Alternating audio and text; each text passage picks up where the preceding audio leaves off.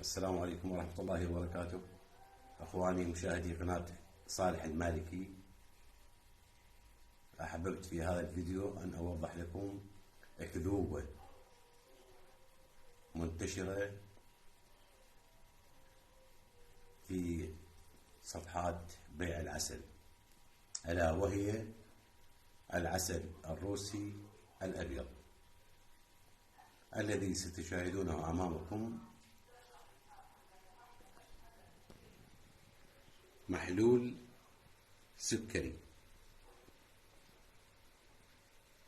انظروا كيف سيتحول هذا المحلول السكري إلى عسل أبيض. سنبدأ بالتجربة على بركة الله.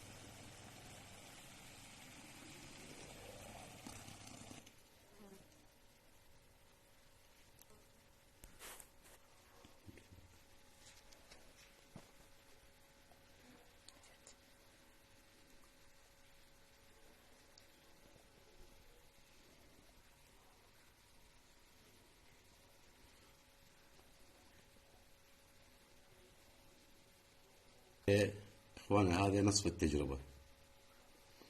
شاهدون انتم شلون تحول هذا المحلول السكري الى اللون الابيض.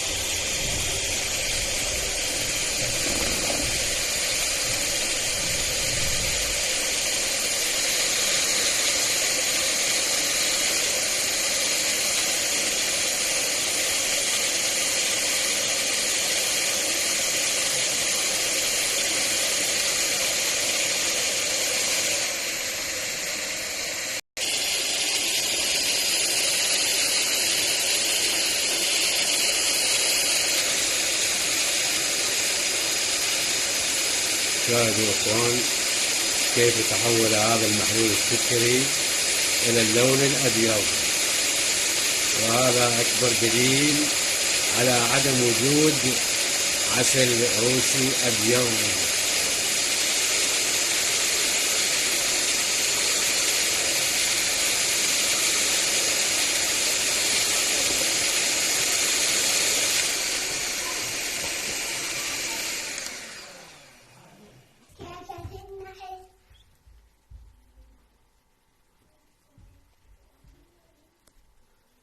شاهدوا العسل الروسي الأبيض، وهذا